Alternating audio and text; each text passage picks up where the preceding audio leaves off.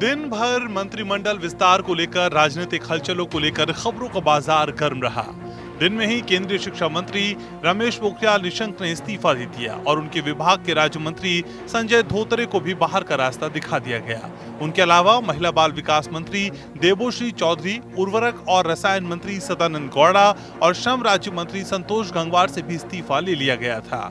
केंद्रीय सामाजिक न्याय मंत्री थावरचंद गहलोत ने पहले ही इस्तीफा दे दिया है, लेकिन सबसे ज्यादा चौंकाने वाला इस्तीफा स्वास्थ्य मंत्री हर्षवर्धन का रहा। इसे कोरोना से निपटने में स्वास्थ्य मंत्रालय की नाकामी के रूप में देखा जा रहा है। वहीं विपक्ष का मानना है कि हर्षवर्धन से इस्तीफा लेकर पीएम मोदी ने ये मान लिया है कि कोरोना से निपटने में उनकी सरकार नाकाम रही है।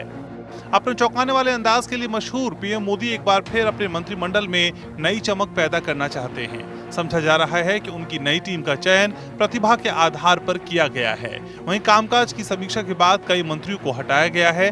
नई टीम में कई टेक्नोक्रेट को भी शामिल किया जा रहा है। दिलचस्प बात यह है कि हार्वर्ड में शिक्षा प्राप्त लोगों के मुकाबले हार्ड वर्क को अहमियत देने वाले मोदी की नई टीम में कई वकील, डॉक्टर, इंजीनियर और टेक्नोक्रेट्स की अच्छी खासी जमात होगी।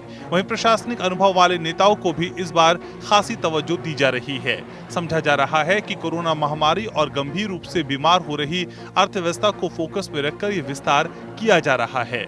लेकिन मंत्रिमंडल विस्तार की सबसे बड़ी वजह 5 राज्यों में होने वाले विधानसभा चुनाव को माना जा रहा है, क्योंकि सबसे ज्यादा 80 संसदीय सीटों वाले यूपी में अगले साल होने वाले चुनाव 2024 की सत्ता का सेमीफाइनल माने जा रहे हैं। इसके अलावा मोदी शाह के लिए उनके गृह प्रदेश गुजरात में भी अगले साल होने वाले चुनाव प्रतिष्ठा का सवाल बन चुके हैं। इसके अलावा पश्चिम बंगाल में बीजेपी की हार के बावजूद राष्ट्रीय स्वयंसेवक संघ के एजेंडे में ये राज्य सबसे ऊपर है। यहाँ आगे के लिए राह आसान करने के इरादे से ममता बनर्जी की राह मुश्किल करने के वास्ते भी राज्य का प्रतिनिधित्व बढ़ाया जा रहा है। वहीं भले ही शिवसेना से अंदर खाने पुराना प्यार जगाने की कोशिशें जारी हैं, लेकिन बीजेपी वहां खुद को और मजबूत करने की तैयारी में जुटी है। इसका असर भी मंत्रिमंडल विस्तार में देखा जा रहा है।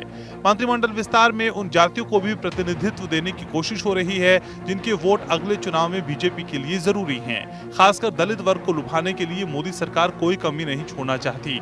दलितों की मायावती के नेतृत्व से मोह भंग का फायदा लेने के लिए नए चेहरे शामिल किए जा रहे हैं। इनके अलावा पिछड़ों को भी लुभाने के लिए अति पिछड़ी जातियों के नेताओं को पहली बार मौका दिया जा रहा है। 2017 के यूपी चुनाव में जीत का सबब रहे गैर जाटव दलित और गैर यादव पिछड़ों का फॉर्मूला मंत्रिमंडल में भी दोहराया जा रहा है। इसलिए यूपी की छोटी पार्टियों को भी विस्तार में मौका दिया जा रहा है। इन सबसे बड़ी बात यह है कि योगी सरकार से नाराज ब्राह्मणों को भी मंत्रिमंडल में शामिल कर सवर्ण वोट बैंक को एकजुट रखने में कोई कसर नहीं छोड़ी जा रही है। इसके अलावा कई राज्यों में हुए पिछले चुनाव में बीजेपी को मिली जीत का इनाम भी बांटना जरूरी हो गया था।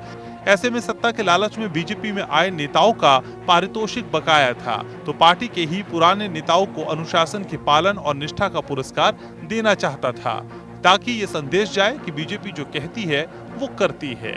वहीं आलोचकों की नजर में ये विस्तार कोरोना महामारी के प्रबंधन में कोताही को ढकने की कवायद भर है, क्योंकि कोरोना से निपटने में लापरवाही के लिए मोदी सरकार पर देश और विदेश में गंभीर आरोप लगते रहे हैं।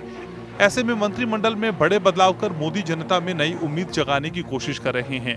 मंत्रियों के चेहरे बदलना एक नया सियासी शगुफा भर माना जा रहा है, क्योंकि सच्चाई ये है कि प्रधानमंत्री कार्यालय की मर्जी के बगैर किसी भी मंत्रालय में पत्ता तक नहीं हिलता। लेकिन मंत्रियों को ताश के पत्तों की तरह फेंटने से बहुत फायदा नहीं होने वाला है। अंशुमान त्रिपाठी, APN।